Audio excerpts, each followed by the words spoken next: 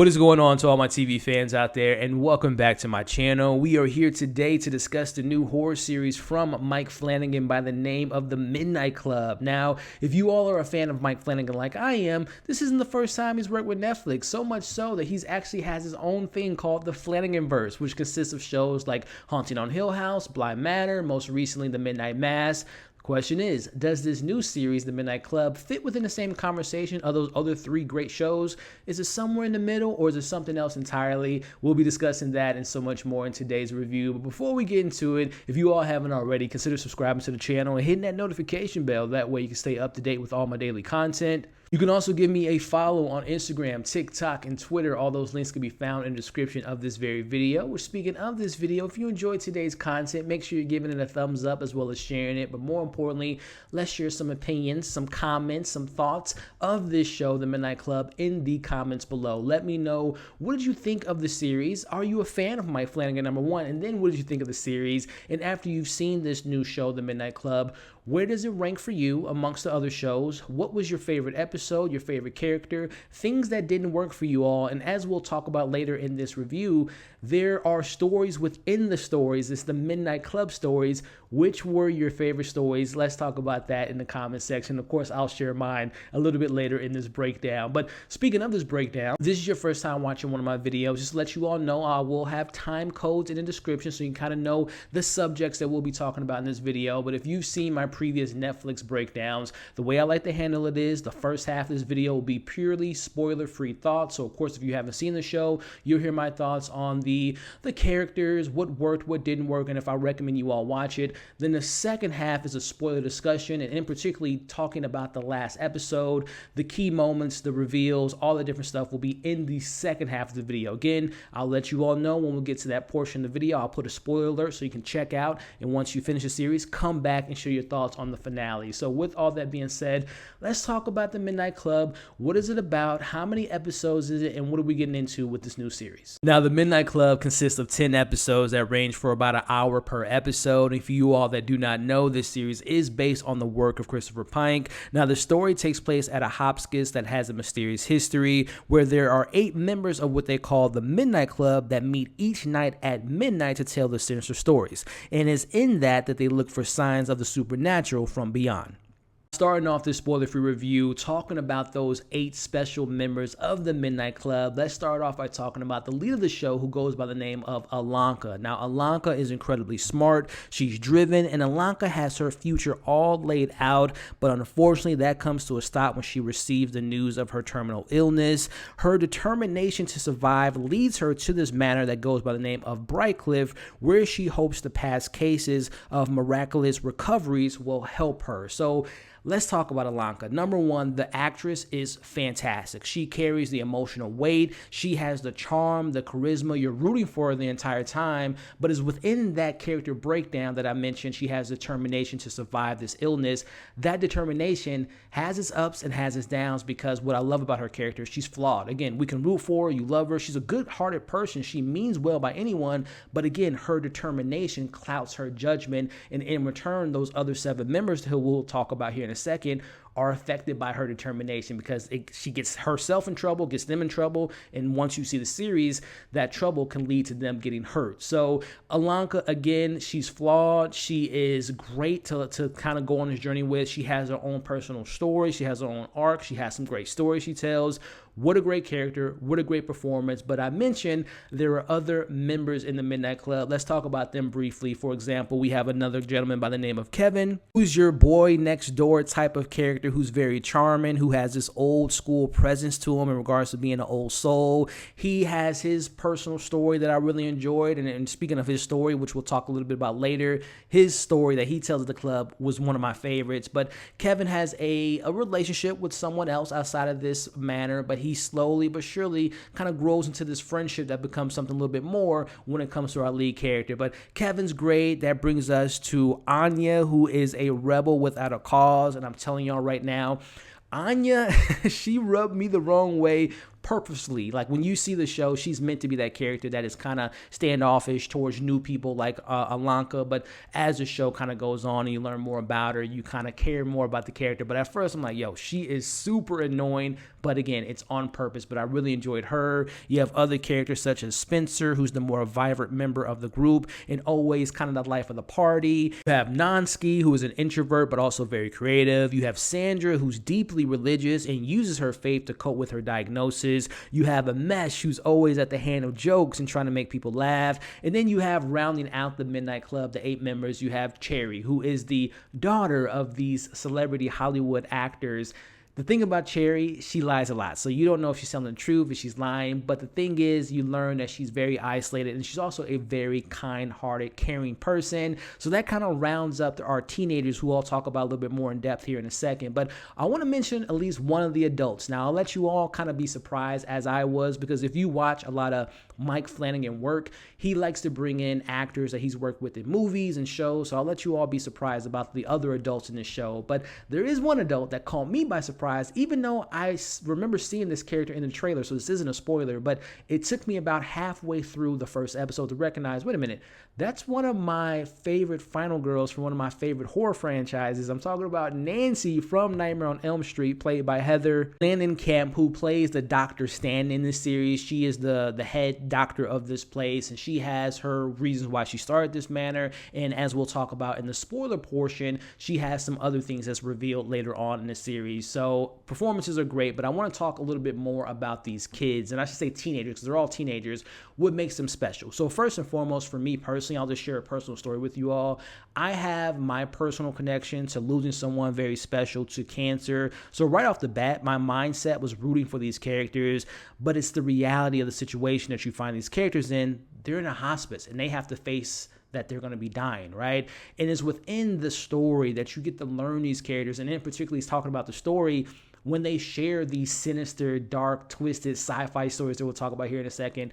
Pay attention to those stories, because you find out who these teenagers are and what drives them, what motivates them, what scares them. And it's within those stories that I really appreciate it. And also with these particular teenagers, this story takes place in the 90s. So right off the bat, I'm a 90s kid. So I've related to a lot of the references and all that stuff. But more particularly, it's the point of view of them being from the 90s and not having technology, not having TikToks or phones. So they have this different level of connection, or this different point of view of life, that I really appreciated from these characters. But speaking about appreciation and caring, we got to talk about the producer and the writer of the show, and also director of 2 episodes, Mike Flanagan, and his team. Writers and directors really take you on this path of what a lot of us fear, which is death. But more importantly, the question that the series poses: what happens when you die, and is there an afterlife? And one of the things that I also want to just kind of tackle a little bit is what this show is bringing to the table in regards to the conversations, the stories, the themes.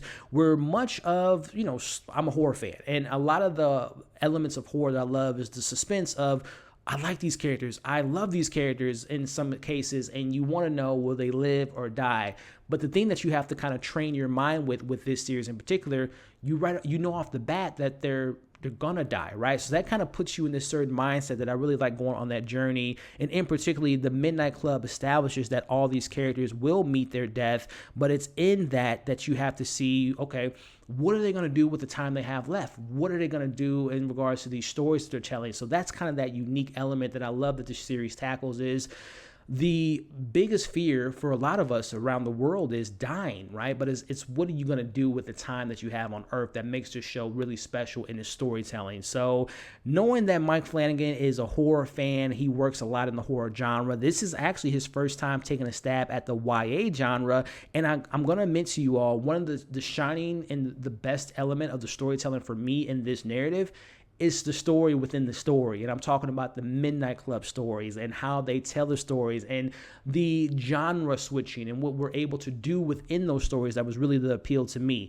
There are tragic romances, there are sci-fi stories, there are witchcraft stories, there are serial killer stories. So again, shifting the gear in the genres kept me really engaged. I'm like, okay, what is Nansky's story? What is Kevin's story? And it makes the experience kind of, like I said, very exciting, because you don't know what genre we're going to see next, which was, again, very engaging. But also going back to those stories, they're personal. They're fictionalized, right? Like I said, there's witchcraft, there's sci-fi. They're not based in reality.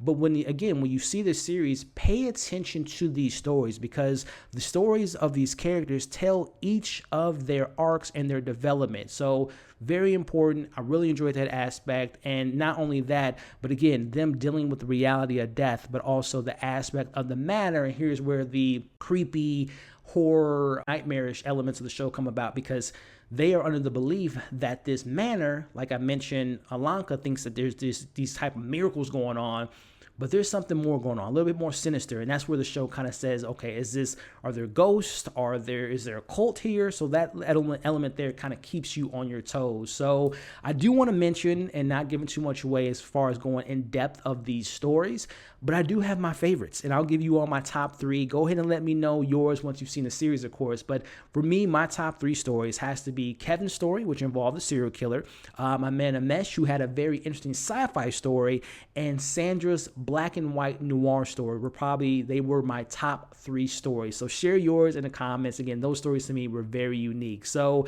just kind of wrapping up my positives of this series before we get into my criticisms. The unique thing about this story, The Midnight Club, it explores the idea of making the most of your time you have on Earth, and reminds us that we're all just stories at the end of the day. So that element to me really kind of stood out to me in the series. But this series doesn't come without its flaws, and you'll notice in my positives, I didn't really mention if it was scary or terrifying or frightening. And I say that because, if you've seen Mike Flanagan's movies, his TV shows, he doesn't always just focus on scaring the hell out of you. He focuses on the characters and the story. But going back to the scare elements, this to me was one of his less scary / frightening stories that I've seen of his. Now, again, being scared, being frightened is all subjective, right? Again, the overall arching theme of fear in the show is like the fear of death. But as far as like the horrific elements, because this show is MA, it's an R-rated show due to the subject matter. There's conversations about taking your own life and things of that nature, and there's also swearing. There's not like sexual things in the show or whatnot, but the show, when it focuses on the manor and the cult and are these ghosts, are there evil entities, the jump scares, I'll be honest with you all of those elements, while they had their peaks, they kind of were the weakest elements to me in this series, to be honest with you all, especially when you focus more on, again, this being horror genre. And again, it's very subjective, but I just didn't find those elements to work for me. I'll liken this to, again, I've seen all his work. Y'all, if you've seen Bly Manor, fantastic show, but that was really a show about this gothic romance, right? In this show, talking about the Midnight Club, this focuses more on the characters attempting to accept their death. And while there's occasional things that bump in the middle of the night or occasional scares or jump scares that I just didn't find to be effective at all. When the show tried to focus on the mysterious nature of the manor, is it haunted? Is it a cult? Is it an evil entity? Those elements to me just felt so disjointed, so underwhelming, so underdeveloped, so uninteresting, and it really didn't have much of a payoff when it becomes, again, I'm just talking about the manor element and the hospice and the history and the ghosts and the cult. That stuff to me just was very disjointed and just didn't work for me personally, which also I mentioned the performances being really great, right? Especially from the Midnight Club, and mostly Alanka, Kevin, and Anya having kind of the 3 main leads of the show. All those and all the supporting cast was great. But I will say, there were some elements of the story from the supporting cast that they kind of bring up in the show. Like, I think of Spencer's story, I think of a Mesh's story, I think of a Anonsky's story. They present it, but then they don't really have much of a payoff. They kind of disappear as the show kind of peters out and kind of goes on to the end. And even one character that really stands out to me, and I hate to say this because I thought that the actress did as most as she could in the role, but ultimately they didn't really give her anything to work with. I'm talking about Cherry, again, when you'll see the series, but her whole thing of, is she lying, is she telling the truth, the Hollywood stories, she's a nice person. You can't deny that. She does something really nice for Alanka and has some really good moments, but ultimately Sherry was just kind of a furniture piece in this show. Like, she really didn't add anything to the narrative. So things like that kind of felt pointless and kind of wasted a little bit of that screen time. So getting into my last things here, as far as the pacing of the show, the first few episodes were a bit slow, but it picks up in the 3rd episode where things kind of come together. The actual mystery of the matter was very interesting. The stories that they were telling were very interesting. But as the show gets past episodes 5, 6, kind of in that range, and definitely by 8, 9, 10, it loses a lot of its momentum for me. And I say that because the payoffs don't really add up to anything. Everything kind of felt incomplete and also disappointing, which is unfortunate because, again, I appreciate the efforts. I appreciate the performances, the direction, the in-depth conversations, the fear of death, but it just didn't stick the landing for me personally when we get to the conclusion of this particular story. So before we get into my overall thoughts and get into the spoiler portion of this video, I want to take the time to appreciate you all. If you're still here at this point in the video, just a reminder to like, share, comment, and subscribe to the channel if you haven't already. Overall, like I mentioned, I appreciate the performances, the attention to detail, the direction, this overarching theme about these characters facing death and what death means to them and the fear of death. There's a lot of shortcomings, though. Again, it wasn't scary. The jump scares were extremely ineffective.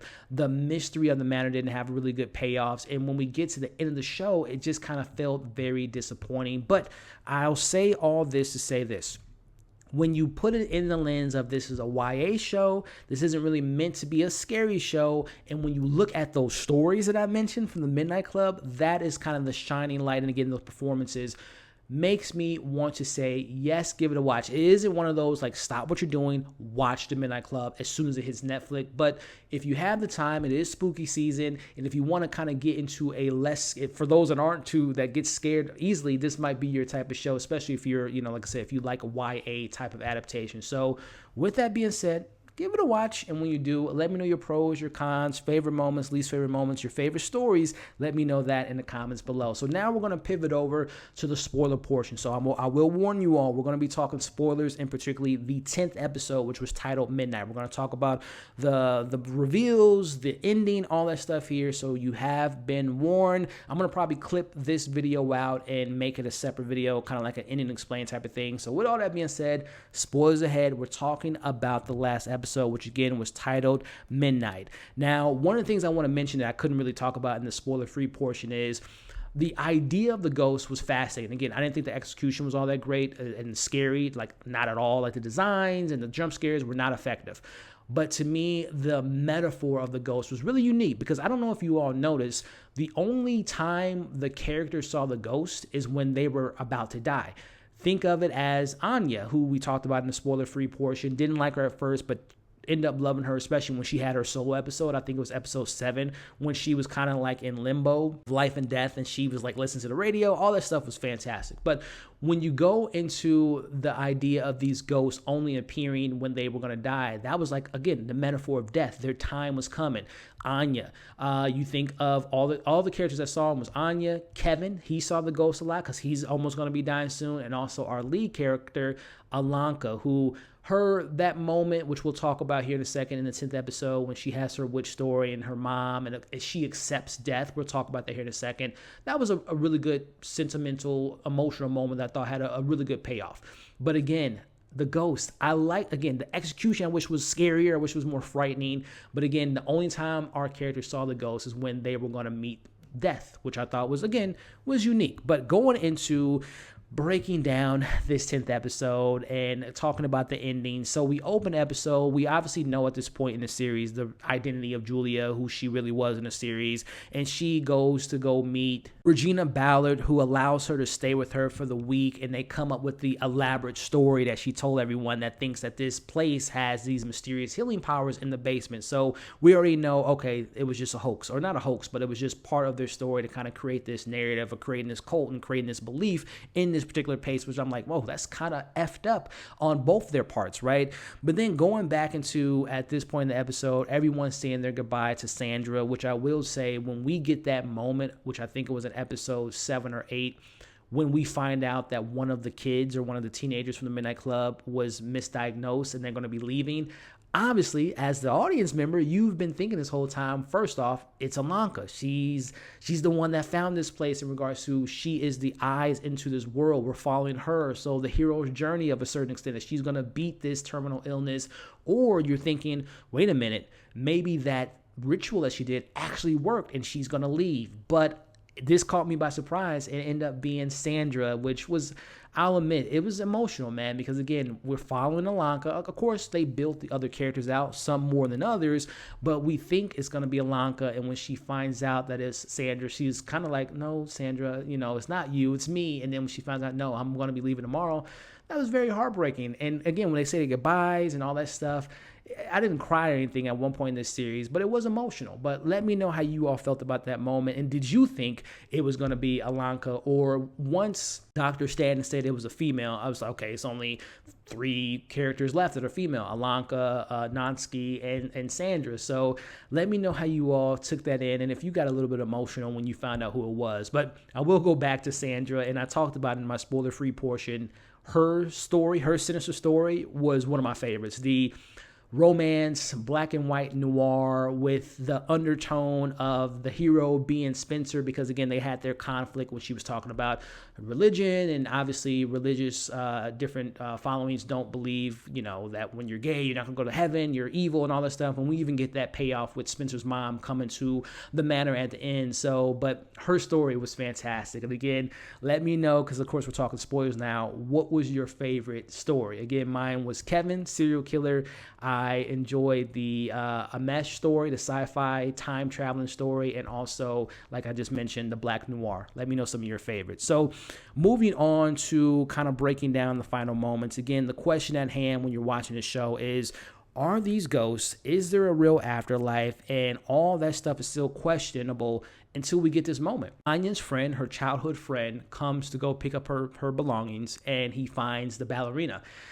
And the reveal is the ballerina's leg, which was, again, kind of a metaphor and symbolism to her character, it was broken, but then it was fixed.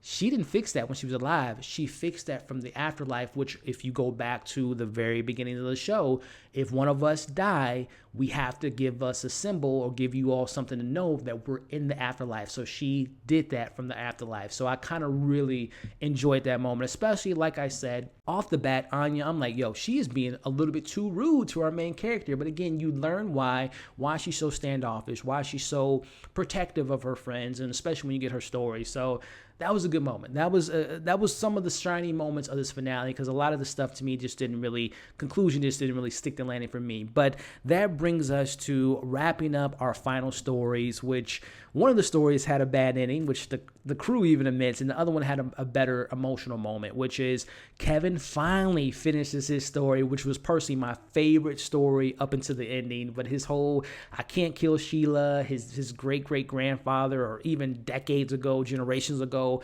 they had the little cult thing where they're possessed and they have to kill to feed this entity, and he ultimately doesn't. He spares Sheila's life. She hits him over the head but puts him into the I think it was an asylum. But again, the overarching theme was, obviously he killed his girlfriend metaphorically, and he saved Sheila because obviously in reality he was in love with, well, not in love, but he really had feelings for Alanka. So again, knowing that, and also too his story of being kind of the cool kid and all that different stuff, and like all these stories, again, whatever the incident was, whatever it was murdering or whatever, time travel, it all played into those characters, which again, I talked about it. The best elements of this show was the stories within the story. It was the Midnight Club stories that was just way more appealing, way more entertaining, had way more depth and payoffs than the actual, I don't want to say reality because it's a fake show, but the reality of the manor and the ghost and the mystery of the manor.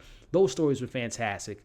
The ending wasn't great for Kevin's story, I will admit, and again, the club even admits it, but that brings us to the conclusion of Alanka's story with her mother and the witchcraft and not changing things. Remember?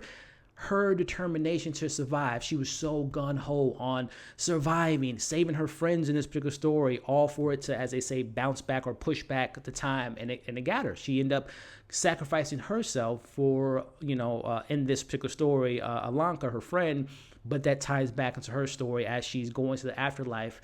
That was when the character accepted that she's going to die. So again, I didn't cry at any point, but I did say, man, that was a good, one of the few, in my opinion, one of the few emotional payoffs was Alanka's story, and in particularly that particular story of her accepting death. Let me know what you all thought about that. But we're here to talk about the ending, and here is the ending here. So as we're wrapping up the show, see Dr. Stanton locking up the manor, Bright Cliff. She walks past the picture of the guy that created Stanley in, what was it, 1868. She goes into her room, she takes off her wig, and she has that symbol for the cult, which is the big reveal that she is the daughter, Regina Ballard, who went by the name of Athena. So she is the daughter, and if it lines up, because if you even think about it, when we saw their backstory, it was 1931, 1930 or so, and remember, we're in 1994, so if she was, let's say, 14, 15 when we first were introduced to her in that flashback, flash forward to, 1994, she's like 70 years old, 73, 74, 75, so it lines up perfectly. And again, it ties back into why she was so gung-ho on not allowing Julia to come in and not believing in these rituals, because she's already experienced it firsthand with her mother doing all those things that killed all those people. So she's the daughter. She's Athena. She is, Dr. Stad, and it makes so much sense why she created this and why she doesn't want all those people to kind of clout the idea of these supernatural things giving you more health. So that was an interesting reveal.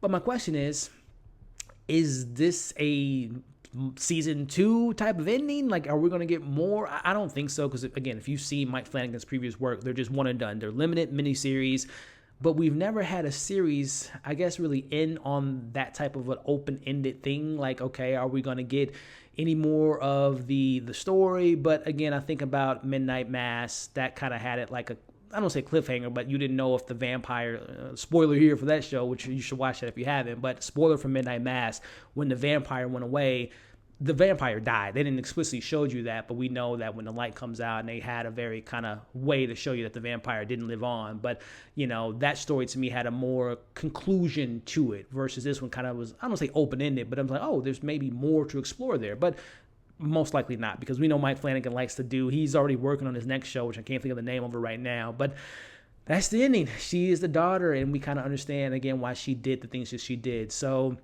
overall, as far as the finale goes, it had its good moments, had its emotional payoff for Alanka and the Kevin story, but overall, man, I just wish that the mystery of it all was just was on the same level as those stories. So that's my spoiler ending explained for episode 10, the finale, series finale of The Midnight Club, which was titled Midnight. Let me know what you all thought about the ending. Let me know, if you're still here, your thoughts on the series overall. Again, I'm clipping this out to be a separate video, so if you haven't already, check out my non-spoiler review of the show, which can be found on the channel. But again, let me know what you thought of the ending, favorite moments, favorite characters, favorite story. Let's talk about it in the comments below. If you're still here, again, knowing that this is part of a bigger video, put the book emoji in the comments, kind of tying it into the Midnight Club. They were in the library. Put a book in the chat now or in the comments below if you stuck around to this point of the video. I thank you so much for watching this video. If you can, just before you all leave, make sure to like, share, comment, subscribe to the channel if you haven't already. You all have been awesome. Hope you're staying safe, and we'll catch you all on the next breakdown.